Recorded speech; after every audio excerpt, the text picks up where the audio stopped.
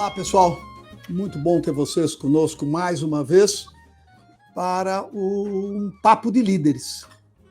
Nós vamos sempre buscar aqueles e aquelas líderes que inspiram líderes, como uma iniciativa da Mercado Consumo e do ecossistema Gouveia, para compartilhar visões, melhores práticas, aprendizados que possam ser úteis para desenvolver empreendedores, empresários, profissionais, executivos, de forma geral.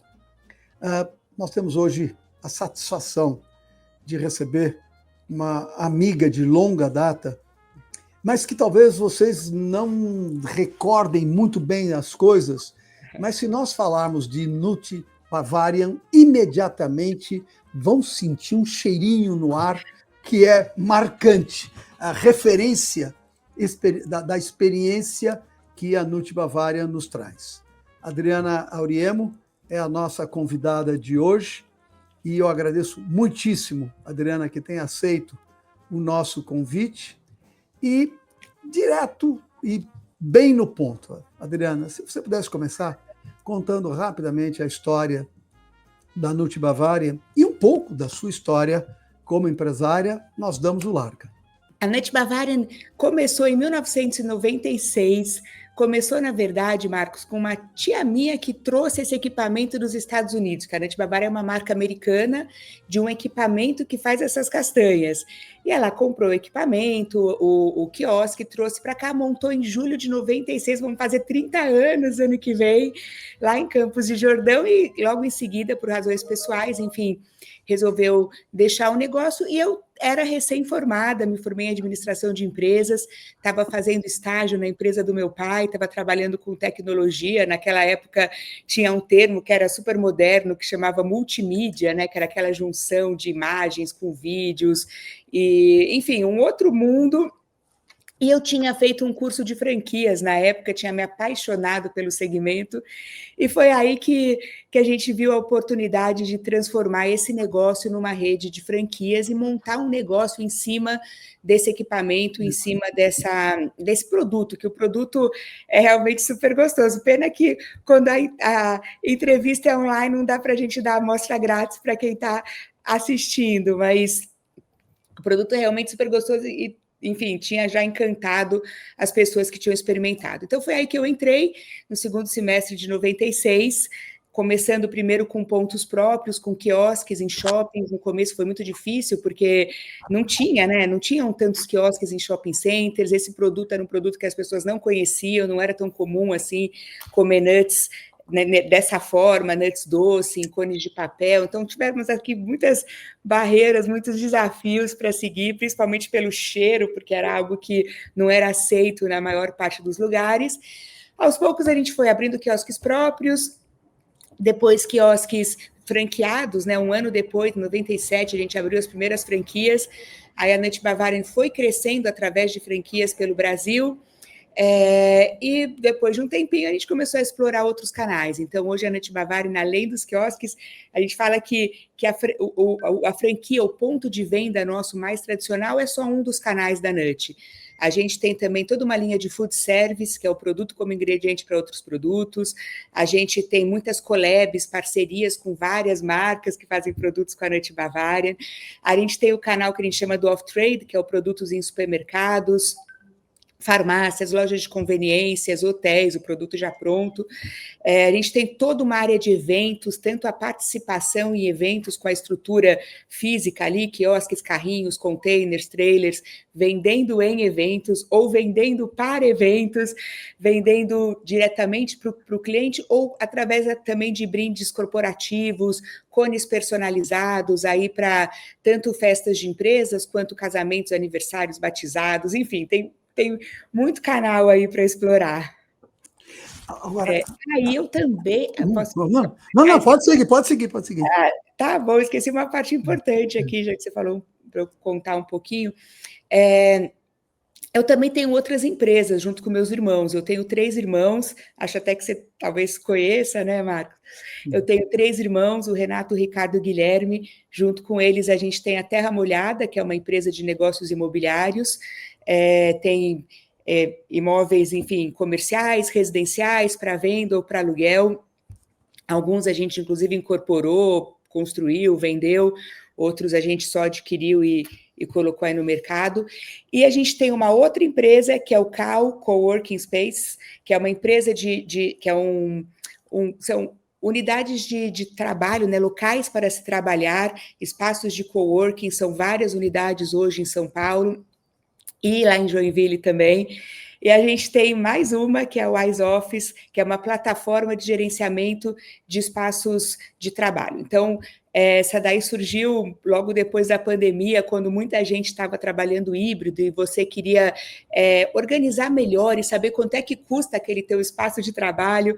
Você tinha muita gente com espaço sobrando, tinha gente com espaço faltando, gente que não sabia se devia aumentar a empresa fisicamente ou até diminuir, e através dessa plataforma eles conseguem hoje gerenciar esses espaços, saber onde a sua equipe está, saber literalmente quanto cada cadeira que você tem ali custa para você. Então, é a nova empreitada aí do grupo.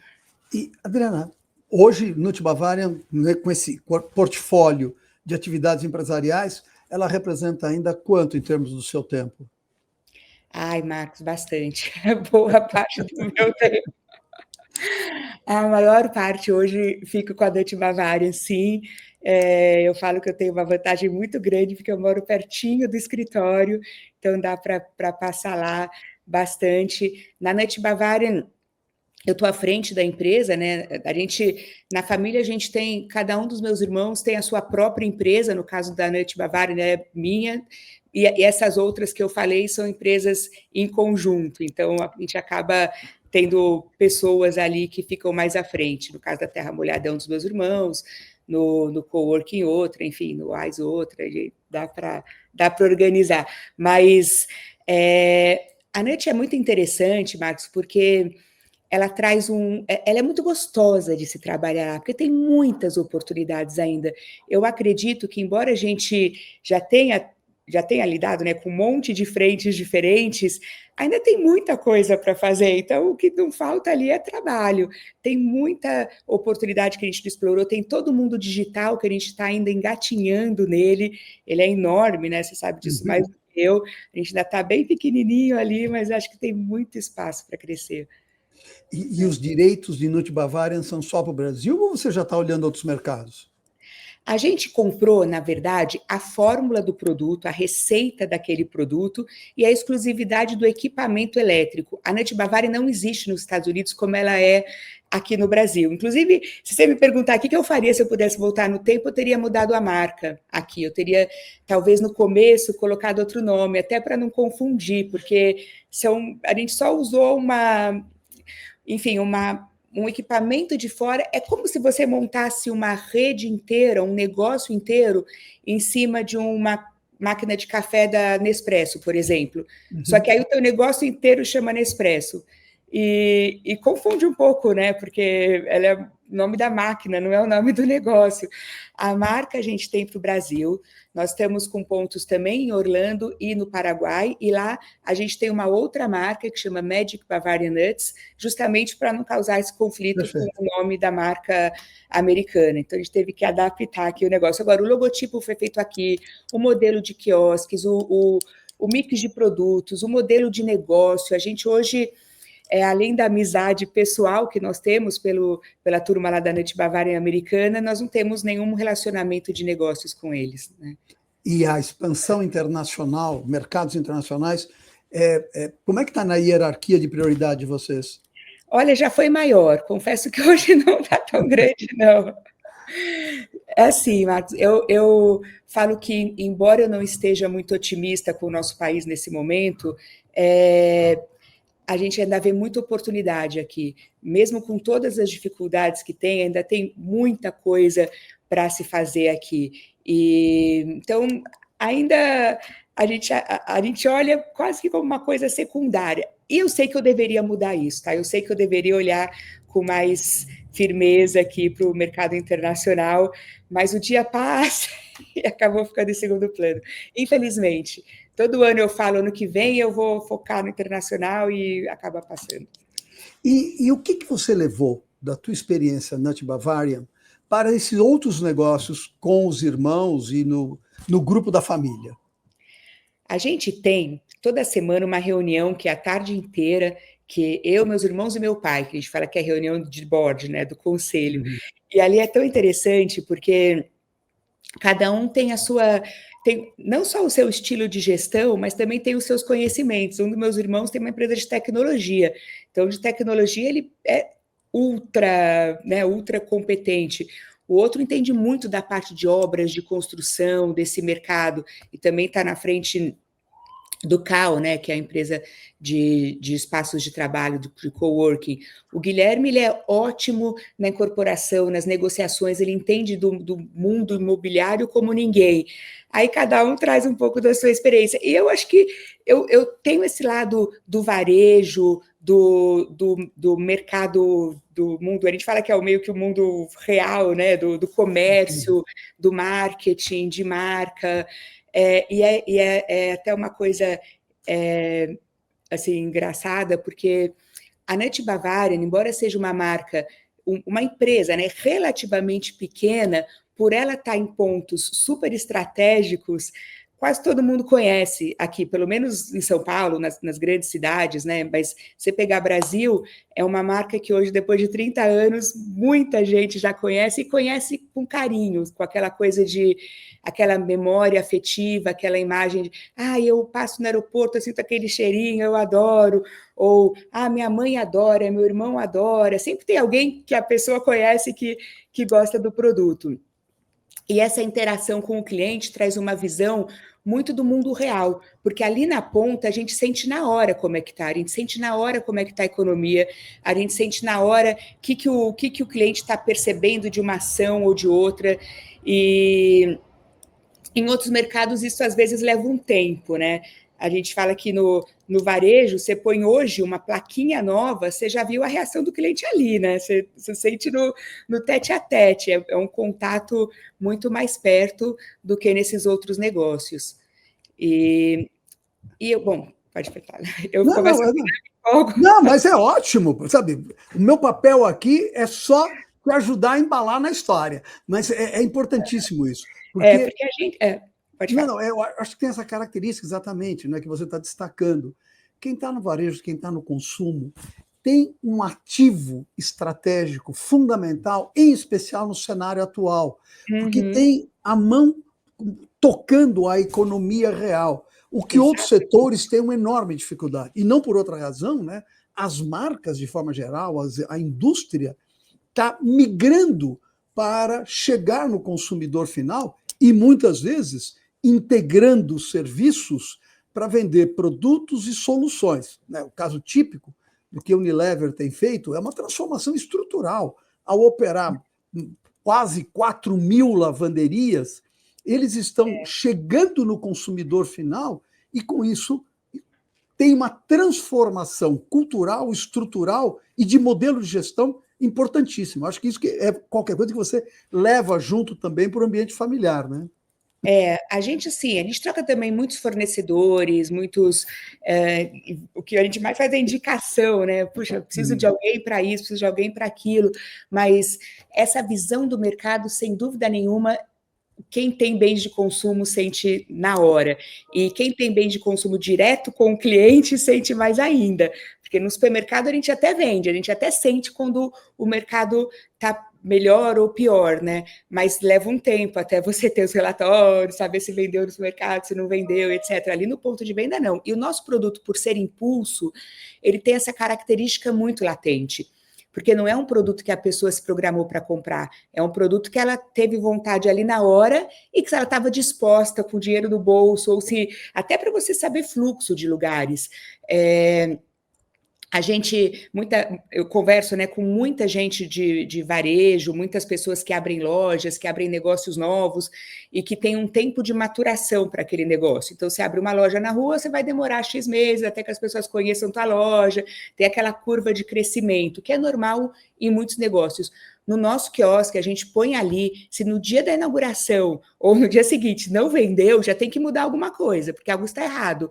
E o contrário também, se você pôs e, poxa, vendeu, você já entende o potencial, porque ele é impulso total, a pessoa não se programou para ir comprar as castanhas. E a gente está em lugares muito diferentes, o que também traz um conhecimento assim de mercado muito grande, porque nós temos hoje shopping centers, nós temos aeroportos, a gente está em quase todos, né, os maiores aeroportos aí do Brasil, em lugares diferentes dos aeroportos, que também é interessante.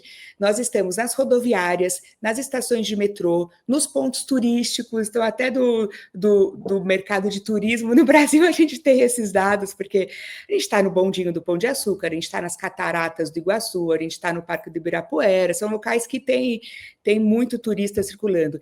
E nós estamos também dentro de algumas lojas que mostram outros mercados. A gente está dentro de lojas de materiais de construção, Telha Norte, Leroy Merlin, enfim, tem muita informação aí nas entrelinhas que a gente acaba tendo um feeling, que às vezes a gente acha que é feeling, mas na verdade é baseado no conhecimento desses dados todos aí que a gente tem de vendas. E eventos também, a gente participa de muito evento, de muita feira, de muitos shows, a gente esteve no The Town agora, que foi uma experiência incrível, a gente vai estar na Fórmula 1, que aí é um outro público, um outro mercado, mas também que a gente sente esse cliente.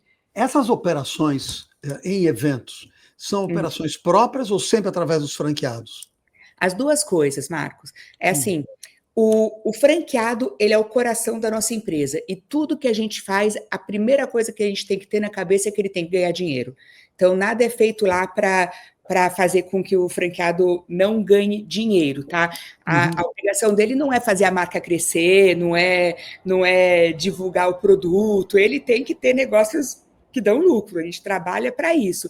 E até os outros canais, eles foram desenvolvidos para fazer com que esse franqueado ganhe dinheiro. Depois eu entro um pouquinho nessa parte.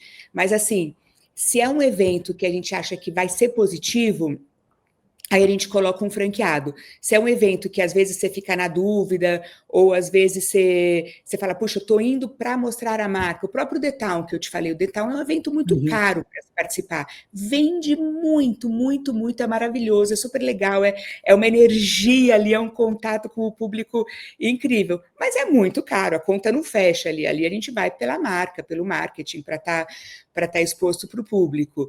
E aí é operado pela franqueadora, então depende.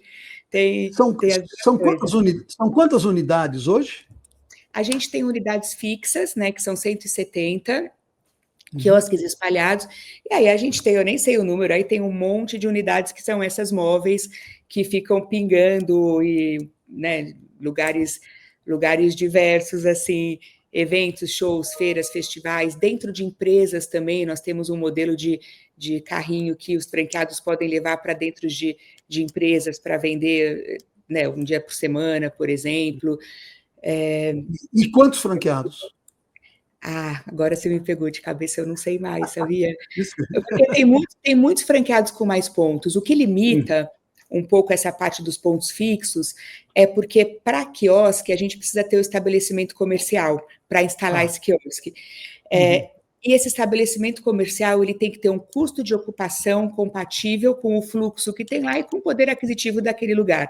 Então, você tem que juntar essas coisas, né? Tem que ter o franqueado para aquela região, tem que ter um ponto. E a gente faz toda uma pesquisa, um dia, se quiser, eu te explico como é que é, para fazer essa análise, se o ponto é viável ou não, mas tem que ter um custo de ocupação viável, porque, como eu te falei, a nossa intenção não é falar aqui que eu tenho 1000 franquias e o franqueado não ganha dinheiro, a gente quer ter pontos que funcionem.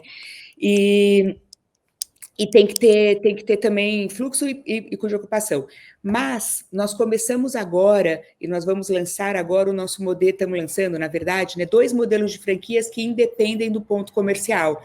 Então, isso talvez traga oportunidades para aquelas pessoas que às vezes não acham. Nós temos muita gente querendo expandir, franqueados querendo abrir pontos novos, mas ele fala que na minha cidade já estou no shopping, que, né, no melhor shopping, o outro shopping tem um aluguel muito caro, ou não tem gente, não tenho muito onde pôr.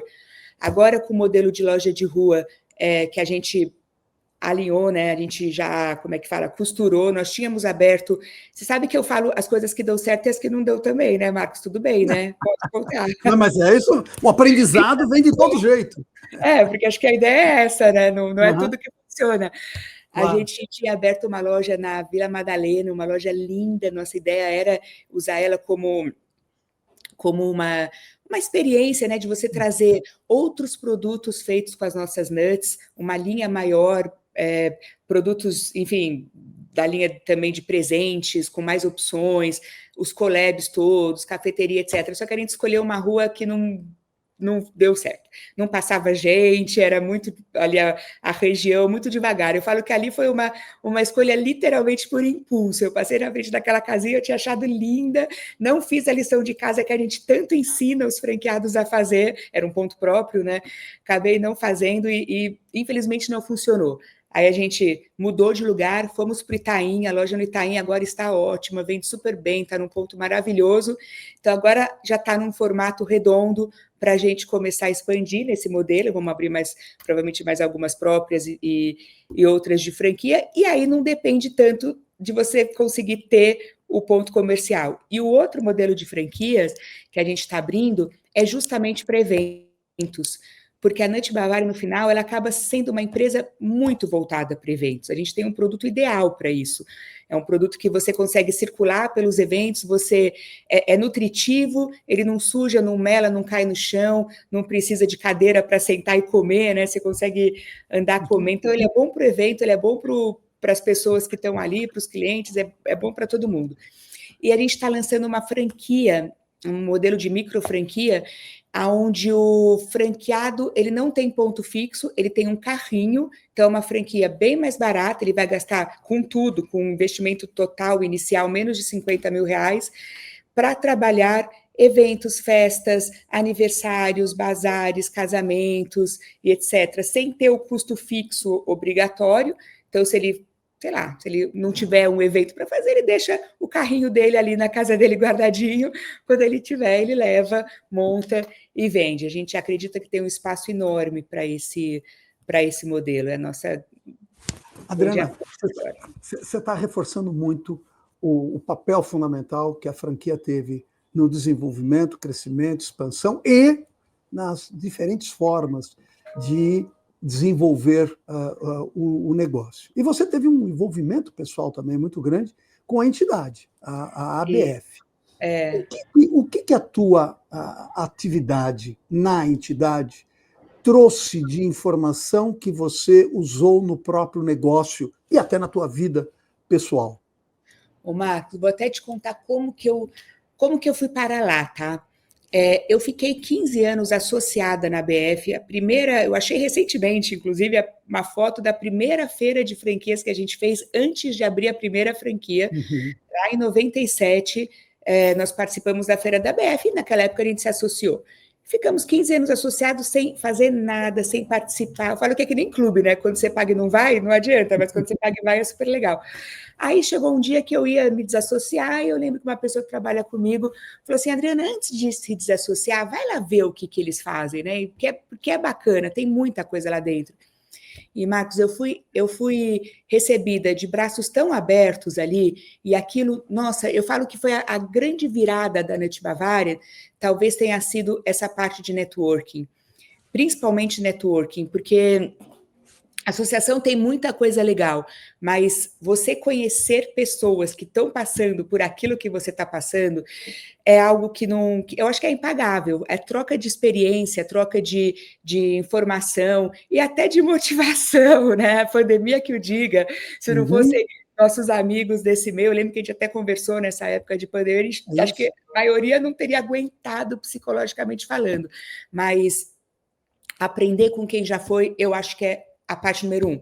E a BF, ela promove muito isso. Tem muitos outros pilares, tá? Tem o pilar de educação, tem o advocacy, né? Que ela, enfim, tem pessoas ali que estão sempre olhando para as leis que vão interferir no nosso mercado de franquias, mas ela, mais do que tudo, no nosso caso, foi esse conhecimento, porque ele abre portas, ele te coloca Assim, desde parcerias, vou dar alguns exemplos aqui, a gente tem collabs com várias redes de franquia, a gente tem collabs com a Biscoitê, a gente tem collab com a Milk Moo, enfim, a gente tem negócios juntos com outras redes de franquias.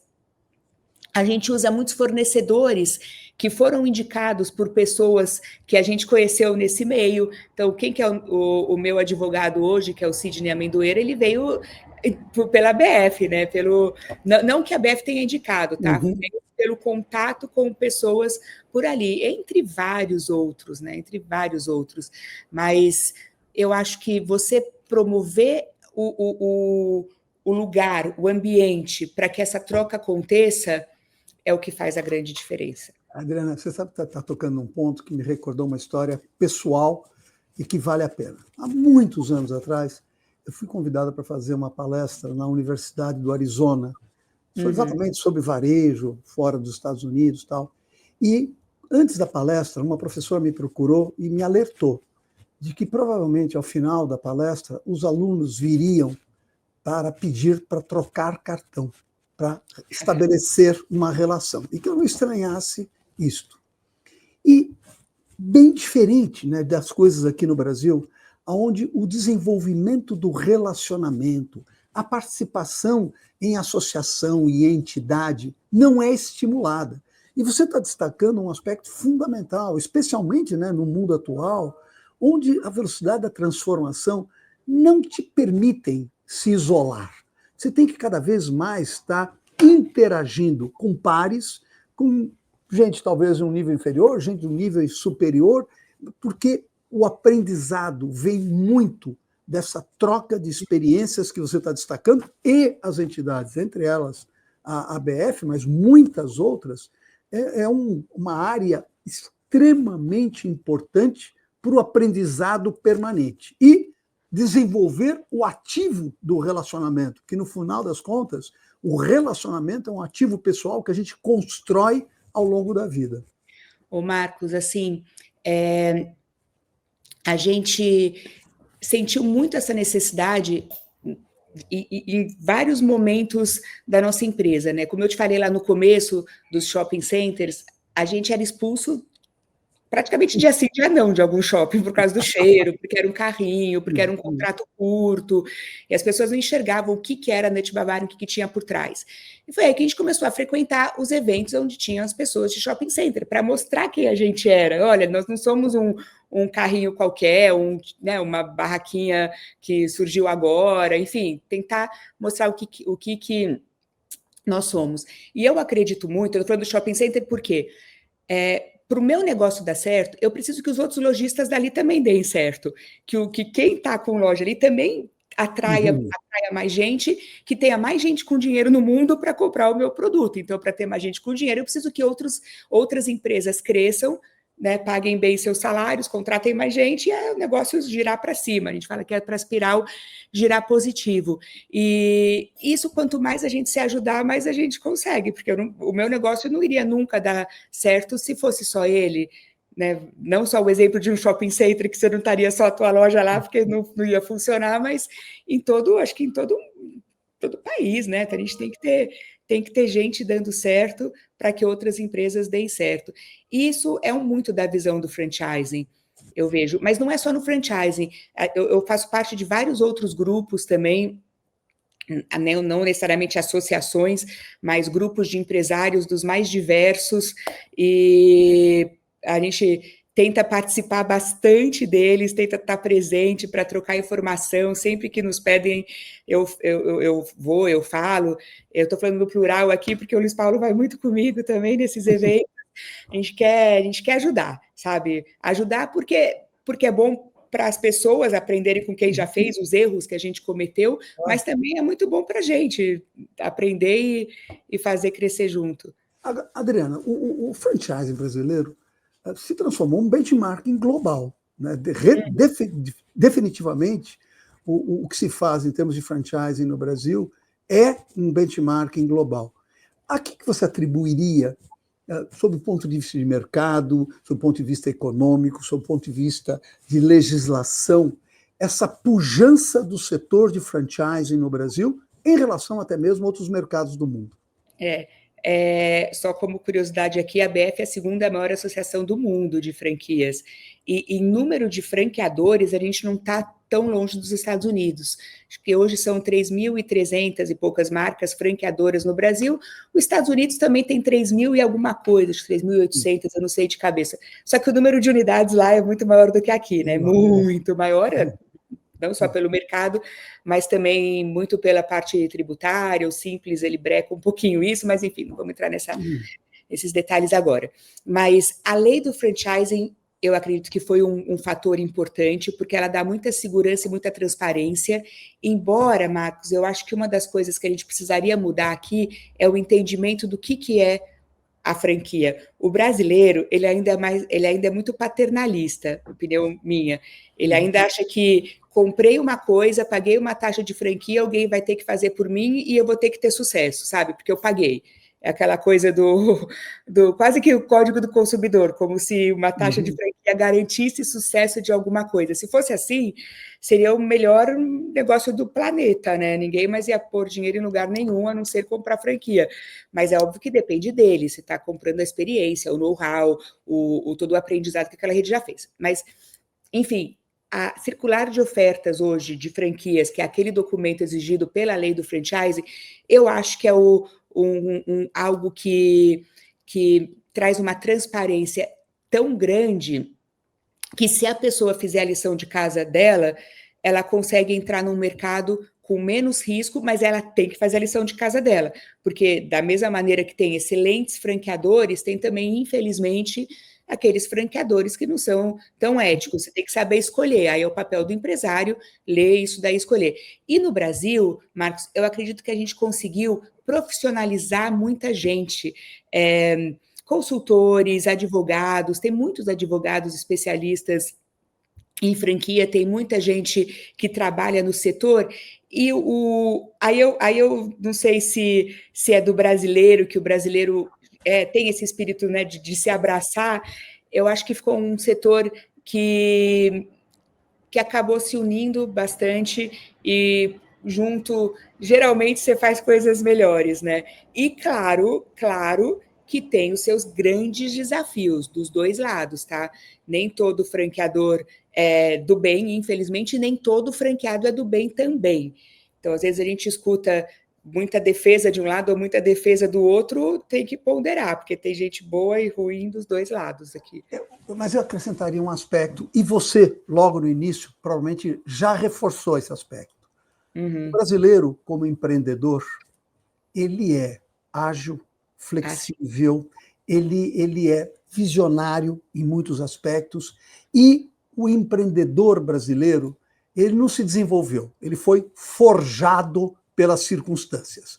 Porque, né, sabe, a conjugação das questões tributárias, das questões trabalhistas, da oscilação de mercado interno combinada com a oscilação de mercado externo, o fato de termos passado por muito tempo por períodos hiperinflacionários, acabaram desenvolvendo um lado empreendedor no brasileiro de forma geral, que é um tremendo diferencial competitivo. Haja visto a quantidade de brasileiros que está se reposicionando no mercado internacional com muito sucesso, porque, de novo, nós não nos desenvolvemos como empreendedores e empresários, nós fomos forjados. E para um cenário em constante transformação, nós temos algumas vantagens competitivas muito fortes. E você destacava isso quando você mencionou que você não reproduziu o modelo de lá.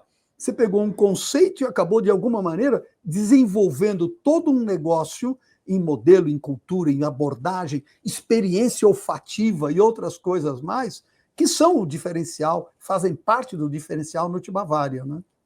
E o brasileiro é resiliente, né? Acho que a gente apanha tanto que aguenta mais, talvez. Mas eu vejo, Marcos, assim, um dado interessante, no portal do franchising, a gente tem ali, se não me engano, quase 90%, e poucos por cento das pessoas que procuram por franquias de até R$100 mil, se não me engano, mas são as franquias mais baratas. E a gente vê muita gente que ela pensa em colocar quase tudo que ela tem. É diferente daquele investidor, daquele franqueado, sei lá, americano que tem a reserva, mas ele quer pegar um pedacinho da reserva para montar um negócio, e não quase tudo.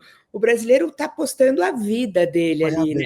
Muito pela necessidade também, mas eu acredito que a gente tem um espírito natural de empreendedor, sim. E não por outra razão, né? Na maioria dos casos, nas organizações que têm operações próprias e operações franqueadas, habitualmente a operação franqueada tem um desempenho significativamente superior à da operação própria, tá certo? Esse comprometimento diz muito, muito do resultado. É verdade.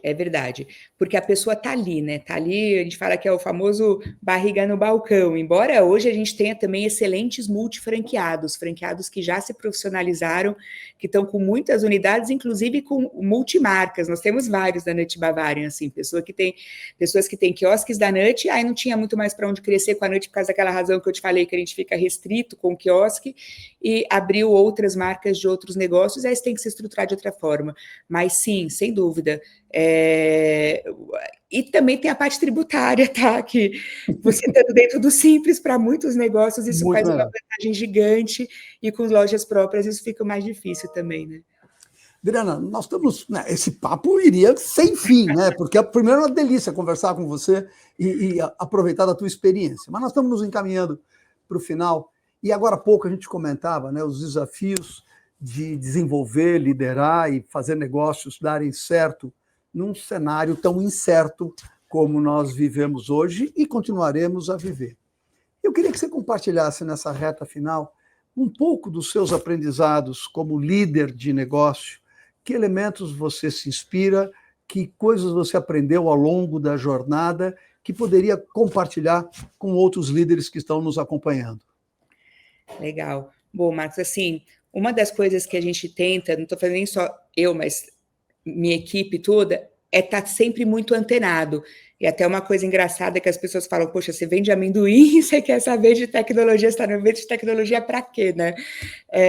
A gente quer estar sempre muito antenado, assim, entendendo qual vai ser o próximo passo. Mas é muito difícil isso, não é uma coisa, por mais que a gente vá nessas feiras, nesses eventos, a gente ouve de tendências e tudo mais, como eu te falei, o ali, né, o cliente ali, essa é a parte que mais pega para a gente. Só contando um pouquinho da parte de inovação aqui que a gente tem feito, a Nut Bavarian, além dos pontos físicos, a gente está também nos canais digitais, marketplaces, e-commerce, venda hoje também pelo WhatsApp, estamos colocando agentes de AI, tanto para vender produto, quanto para vender a parte de eventos, quanto para a parte de expansão, quanto no canal de comunicação com nossos franqueados. Então, a gente tem que ter todos os o bastidor preparado com toda a tecnologia para atender aquele cliente.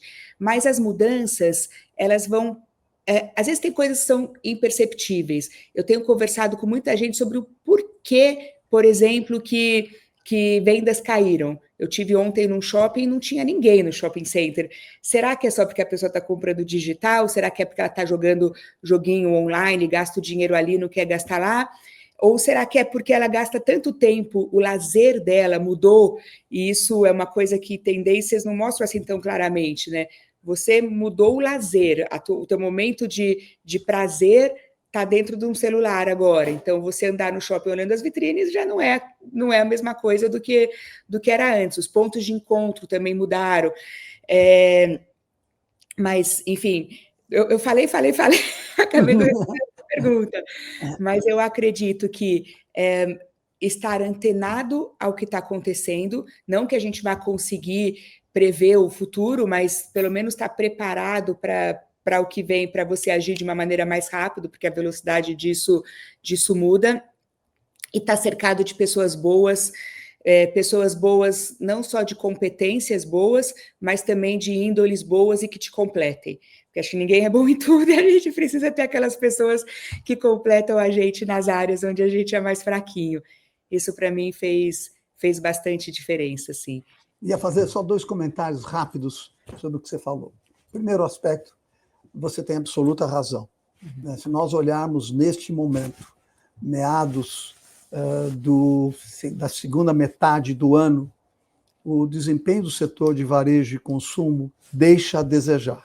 Apesar, né, de um desemprego bastante baixo, apesar de uma massa salarial real muito alta, mas tem algo que, de alguma maneira, está drenando receita do consumo e do varejo, que são as bets. É um tema que não é muito discutido, não é muito falado, mas o crescimento é espantoso e está tirando, né, consumo para converter, em tese, em jogo. E essa é uma preocupação que eu acho que todos nós temos que estar muito, sem dúvida, atentos.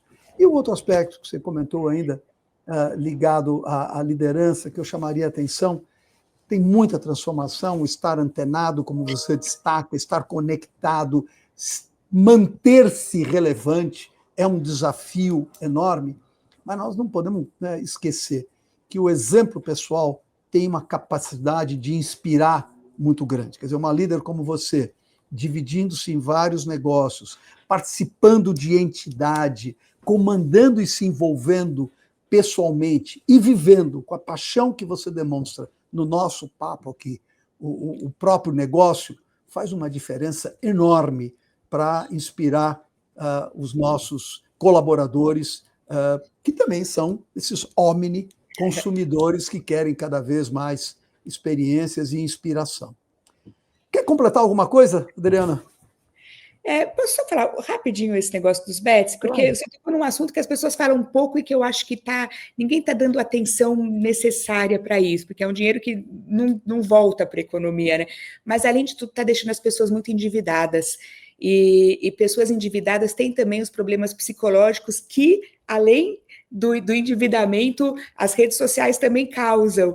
E lidar com isso, não que eu tenha solução, não sei qual é, mas é algo que acho que a gente vai ter que ficar de olho, porque pode influenciar sim no consumo, em toda a maneira que você vai agir com a sua empresa, com a tua equipe, com teus funcionários e tudo mais. Mas, Marcos, mais do que isso, eu quero, se eu puder aqui, convidar quem quiser para continuar esse papo, estou super à disposição, pode entrar em contato comigo, ou pode passar para tomar um café comigo também na nossa sede, vai ser um prazer. Obrigada. Adriana, muito obrigado a você. Mais do que a competência e a habilidade, e aquilo que você conseguiu transformar, né, de um equipamento num negócio que também é benchmarking global, porque vocês criaram esse negócio na forma como criaram, agora momentaneamente avançando um pouco mais devagar no internacional, mas sem dúvida vai avançar também no internacional. Obrigado por compartilhar tudo isso. E eu reforço o lado da paixão que você mostra por aquilo que você está fazendo, como isso acaba inspirando, especialmente no mundo da franquia, né? Porque quando se tem algo que é positivo, que tem resultado, e a liderança vive essa realidade, tudo fica diferente. Gratíssimo por ter estado conosco, forte abraço e continuamos juntos. Obrigada. E você sabe que eu sou sua fã também, viu? Então foi um prazer falar com você aqui. Obrigadão, gente, que gente. esteve conosco, e sigam o nosso Papo de Líderes, permaneçam na conexão com o mercado e consumo, e sempre essa preocupação nossa de trazer o que inspira, que motiva e que transforma. Grande abraço.